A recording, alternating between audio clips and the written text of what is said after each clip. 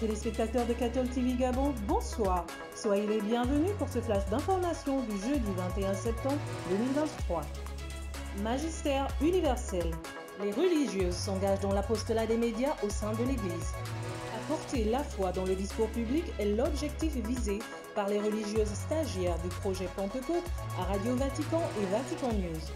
À l'ère de l'information et de l'hyperconnectivité, les religieuses ont besoin d'être formées à l'utilisation de diverses plateformes médiatiques, à savoir plateformes traditionnelles de la presse et de la diffusion, la nouvelle plateforme des médias sociaux et numériques pour diffuser l'évangile, les enseignements de la foi et bien d'autres valeurs par l'intermédiaire d'un public plus large.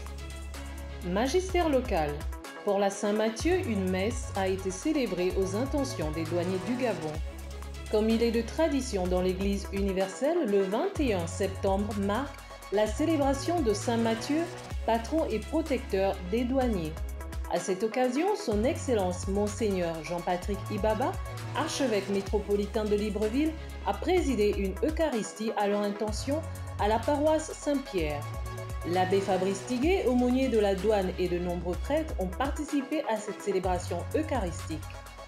L'Église a le devoir de faire bon accueil aux hommes et aux femmes qui franchissent son seuil. Dans son homélie de circonstance, en effet, insistant sur le sens de la miséricorde et sur le regard d'amour qu'il faut avoir sur les frères et sœurs douaniers, au lieu du mépris, du rejet et de la haine, Monseigneur Jean-Patrick Ibaba a salué leur travail et encouragé les uns et les autres au respect de l'éthique et de la déontologie. Chaque douanier catholique, à l'exemple de Saint Matthieu, doit se sentir touché par la voix du Christ qui appelle à la conversion pour une rupture radicale avec les habitudes du passé. Enrichissement illicite, exploitation, accaparement des richesses et imposition de lourdes taxes aux populations. À son tour, le directeur général de la douane gabonaise, après avoir déposé un bouquet de fleurs au pied de la Vierge Marie, Notre-Dame de la Paix, a remercié l'archevêque pour la création de l'aumônerie catholique de la douane, tout en se confiant à ses prières pour la réussite de leur mission qui n'est pas toujours bien vue ni bien connue du public.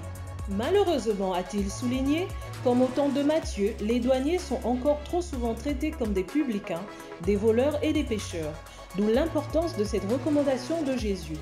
Allez apprendre ce que signifie « Je veux la miséricorde, non le sacrifice ». Matthieu chapitre 9, versets 9 à 13. Programme d'inscription et de réinscription au centre de formation catéchétique. Pour approfondir la foi catholique, le centre de formation catéchétique propose des cours de base à l'Institut Immaculée Conception de Libreville pour cette rentrée 2023-2024. Ouverte à tout le monde, la dernière date des inscriptions et réinscriptions est fixée à ce dimanche 24 septembre 2023 de 9h à 12h. On note qu'aucune inscription ne se fera le jour de la rentrée. Dans le vicariat apostolique de Makoko, c'est en marge de la formation des nouveaux évêques qui s'est tenue au Vatican à Rome du 4 au 14 septembre 2023 dernier que l'évêque du vicariat apostolique de Makoko, son Excellence Monseigneur Séverin Diengi Maganza, a rendu visite à l'évêque émérite du dit vicariat, Monseigneur Joseph Kober à Strasbourg, dans la maison de retraite des prêtres spiritains. Cette rencontre s'est déroulée dans un esprit fraternel et a rassuré Monseigneur Joseph Kober qui a déclaré « Allez mieux ».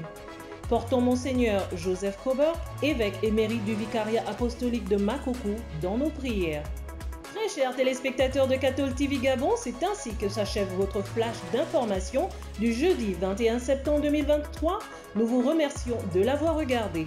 En marche vers les 200 ans de l'histoire de l'évangélisation de l'Église catholique au Gabon, gardons la foi, l'espérance et la charité.